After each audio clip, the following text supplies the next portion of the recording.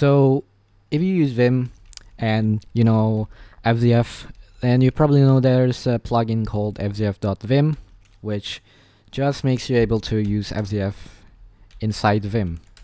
And it is nice, but I think it's kind of overkill, because what we are really doing here is just opening fzf and then opening Vim with the output of fzf, which we could just do in the terminal. And in this case, it's fine, right? fzf.vim, the plugin exists. But what if you want to use another terminal program from Vim? Like, what if there's no plugins for it? So I've tried a couple of things to actually kind of emulate fzf.vim. So if we do fzf, we can't actually do it because apparently fzf is being executed in a subshell, so not the actual our current shell, because well, we still have this Vim here. So like, you know, fzf doesn't have like a terminal, or I don't know, a way in which it can receive input, so that doesn't work. And I've tried also doing something like, I guess, exit and fzf. So like I want to exit Vim and execute fzf right after, but I guess that doesn't work because we are already returning from this script, so the fzf actually doesn't get executed at all because we've, you know, terminated the thing.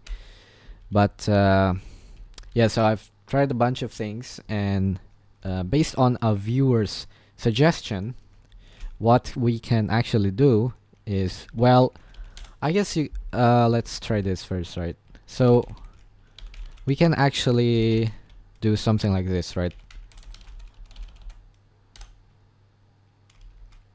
So after we have exited NeoVim, it's gonna execute hello, right? So what we can do is do something like this, right? And then, you know, well, something like this, I don't know, right?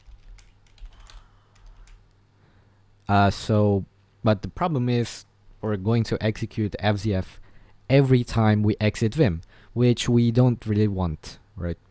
So what I've done here, you can ignore the top part. This part you can ignore, but what I'm basically doing is I am going to execute Vim, right? And I guess I should actually, oh my. So when I want to open fzf with Control F, I am going to echo fzf vim, which is the command I want to run. Well, you can, you know, use whatever you want here, which you will test in the other function here, but I'm going to echo fzf vim, and then I'm going to exit Vim, right? And then here, oh, where is it? Here, right? We have these and here. This will be executed after Vim exits, and here is just, we have just a bunch of cases that will execute some command based on the thing we have echoed to a temporary variable. And if we haven't echoed anything, it's just gonna exit, like, you know, it's gonna exit to the terminal. And you know, this is just, you know, some cleanup thing. We're going to remove the file because we don't really need it anymore, and we will I guess make another file when we need to. But and this is just a variable. I don't know if you need to export it, but you know, I guess I've exported it. Maybe you don't, I don't know. And I have make temp here, so that for each shell, or for each terminal I'm opening, it's going to have a unique temporary variable.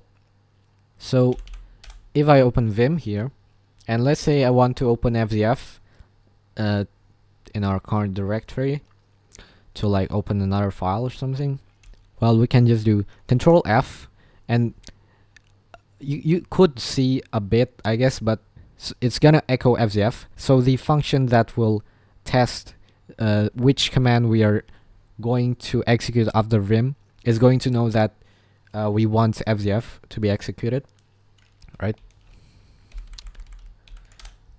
Okay, and let's say I want another program. I want to open a file. Oh, I can open lf now. Okay, and let's say I want to exit without opening or executing any command. Well, we can just exit as normal because, well, it automatically removes the file. So when it sees that there is no file, or the file is empty, it's not gonna execute anything. So this way you can execute any command, any terminal program right after exiting vim without, like, exiting vim and then typing the command or something, which is kind of annoying. So yeah, you basically just communicate with the shell with a temporary variable. I don't think you can. Maybe you can use a variable without a temporary one, but I don't know.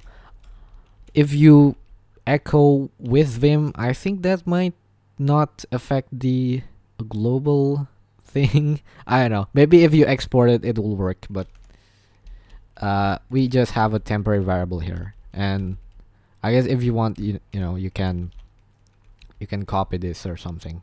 But also, I haven't found a way to like clean these up.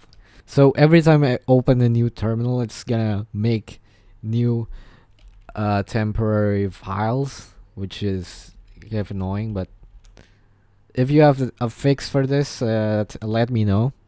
And since we're close to 8 minutes, if you want to change directory with that function, don't make it a script, because if you are going to make it, if you're going to execute it as a script, it's not gonna work.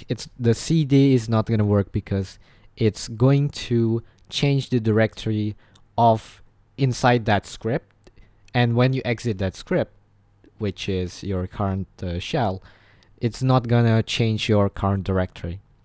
If you actually want that to work, then you need to source that, and it's kind of a pain. And I have seen some errors, which yeah, it's just a pain. Okay, you shouldn't do it. You can't pass arguments to it, I think, in dash, which is also kind of annoying.